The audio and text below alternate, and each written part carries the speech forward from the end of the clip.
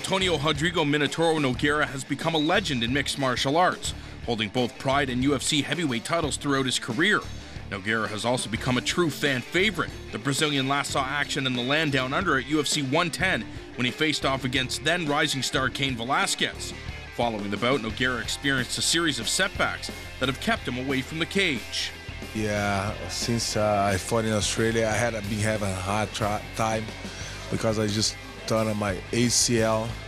By this time, I had an bad injury in my hip, so I had to do a surgery in my knee and my hip, arthroscopy. You know, I had contracts of my ACL, my ligament, so it took me 6 months, and each hip took me like 3 months to recover.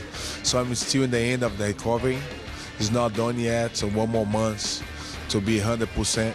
The next phase of Zuffa's global expansion plan comes to fruition in August when they return to Brazil for UFC 134. The opportunity to fight for the biggest promotion in one's native land is a motivating factor, even for a veteran like Nogueira.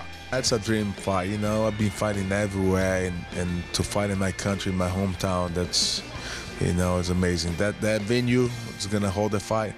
It's less than 10 minutes from my house, so it's gonna be at my place, you know, in my backyard. It's gonna be fun if I fight in Brazil. You know, the sport's growing amazing in Brazil. All the open TV, the TV shows, the best shows in Brazil.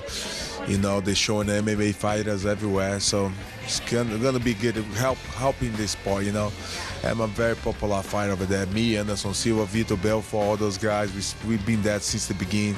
Vanderlei Silva, so it's amazing to fight in our country.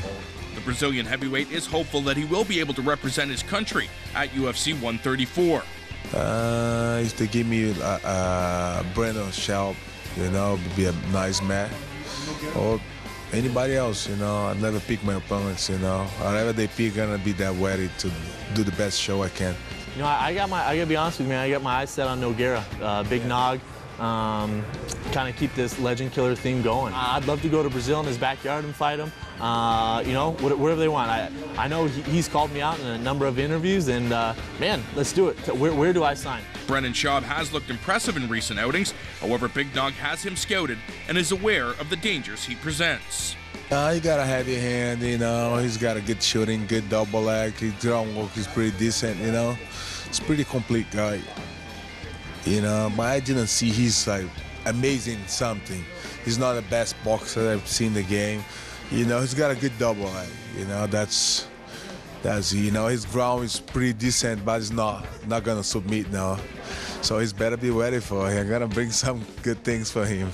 A former professional football player, Schaub is a transitional athlete and a part of the next generation of mixed martial artists entering the fray. Though athletes are populating the UFC's roster, Nogueira feels that true fighters and martial artists have an edge over newcomers from other sports. All those guys used to be a boxer, wrestlers, and everyone plays some martial arts. It's just going to MMA, even the football players and, you know, and other athletes, you know, they come to MMA because for sure it's a better chance to make money over here in our sport. And it's a very interesting sport, you know. People love it, so the people fall in love with the sport. So all the athletes kind of come, you know. It's not easy, you know. Some guys gonna get their ass kicks and go back to the other sport, but, you know, it's a fun sport to do.